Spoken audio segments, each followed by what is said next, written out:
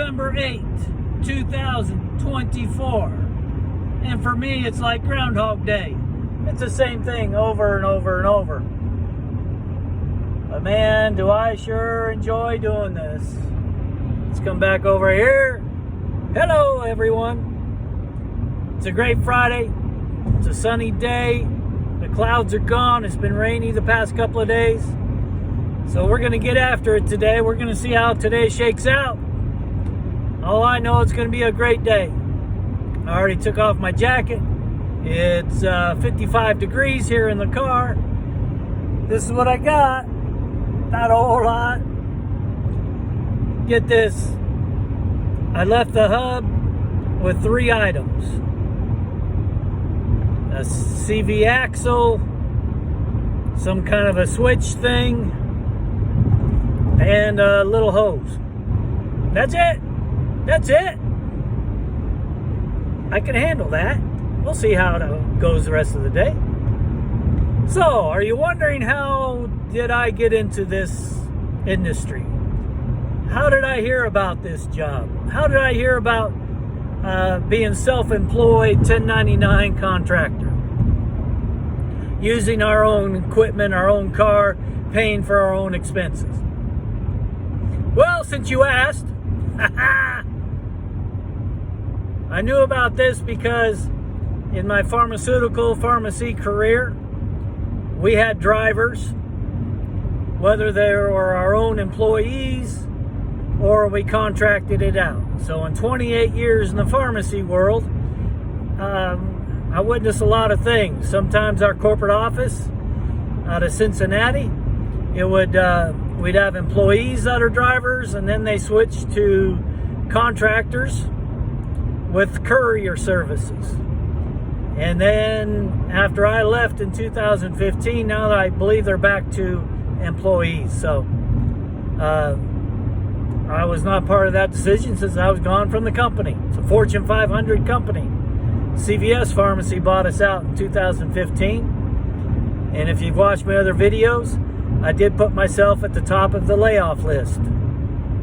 And if I hadn't have done that, we would have, remember I was the director of operations, the number 2 guy. We would have had to have laid off quite a few other folks. And plus I was pretty much the end of my career.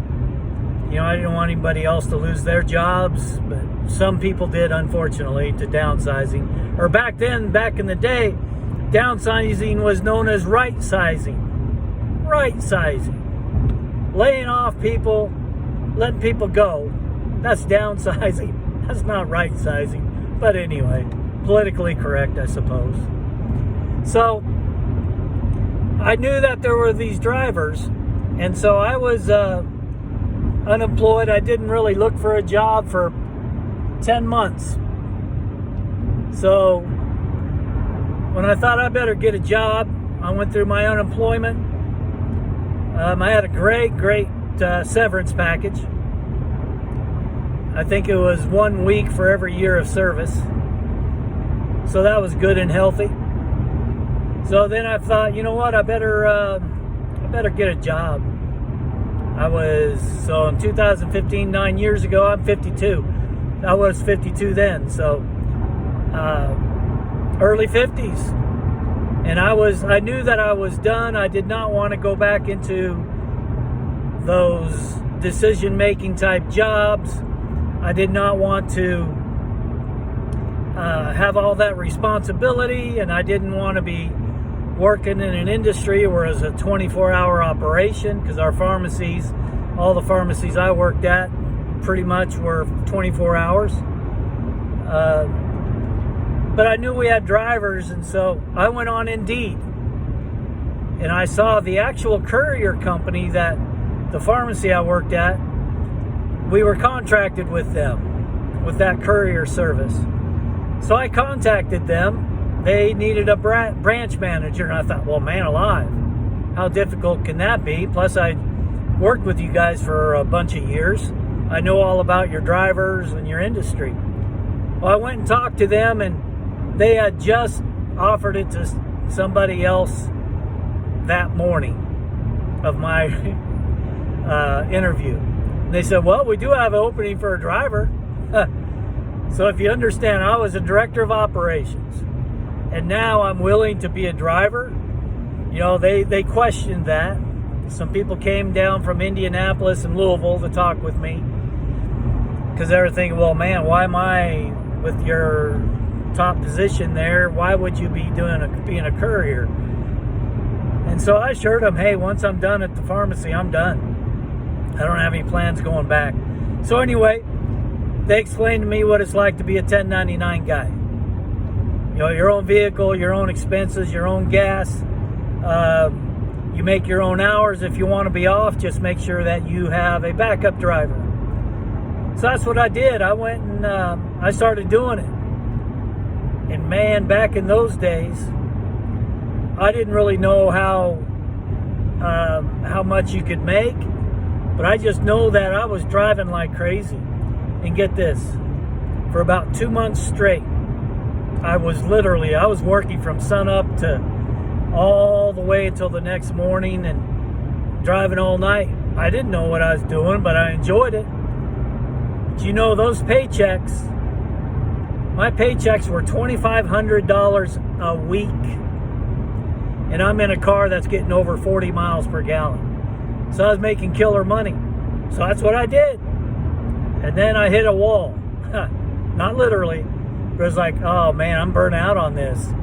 And the branch manager at the time was an older gentleman, and he said, Dan, you need to take a day off.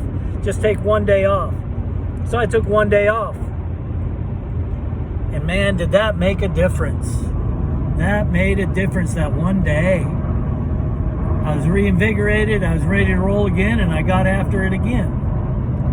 And then I was able to get a backup driver, and I was able to take off for a month and a half at a time out to Washington, Colorado. And that was pretty awesome, to be able to be gone and paying a guy to cover for me. And I was able to make not a whole lot, but at least I was getting a few $100 profit each week. So, but yeah, that's how I got into it on Indeed. Just search for couriers. There's big need for medical couriers. And for this latest one that I've been doing here I did that courier with them for 5-6 years. And now I've been with this company who's contracted. I've been doing that it'll be 2 years in August it was. And I really enjoy this. This is that automotive stores that I go to in my car. This is where we're at. We're here almost the exact same time as yesterday. So, being a 1099 person, you do not have a direct boss. Being a 1099 guy, they cannot tell you what to do. They can ask you. So yeah, when you're doing this, they will say, hey, can you do this? And you say, yes, I can. And you can say no, you can turn it down. But then also, if you turn down too much stuff, they can just say, we're done with you. So you do got to be careful when you're doing this gig work. I don't classify this as gig because it's dedicated route. So just be careful. Don't turn down too much stuff. If you're on demand or if you're on routes, there is a big difference. There's so much about this industry, and I've been doing it for many, many years. I can make plenty of videos on it, and I do plan on making videos about doing this type of work. And you know, one of the things I'm thinking is, why even the younger folks can do this job. It's just not for those above 50, semi-retired, retired, whatever, side hustle stuff. As far as I'm concerned, this is not side hustle stuff. You can make good livings on this. Get a good vehicle. There's two rules of thought. Either get a newer vehicle like what I did and you have less work to be done on it, or you buy a beater car and you run that one into the ground for a couple $1,000s. Well, you know, since I've been doing these driving, last year I claimed 78,000 miles. 79,000 miles. When I first was starting doing this for the first few years in the mid-2015s, I was claiming 120 plus thousand miles. 120,000 miles. And you get to write that off your taxes, the mileage reimbursement rate. So yeah, just go on Indeed. That's what I did. And you can see all kinds of jobs. You can be a 1099 person and enjoy it. You are your own boss. You do what you can. You get to know the people, your customers. You become a team. So enjoy your day. I'm going to wrap this up. It's almost 11 minutes. Yeah, let's do this today.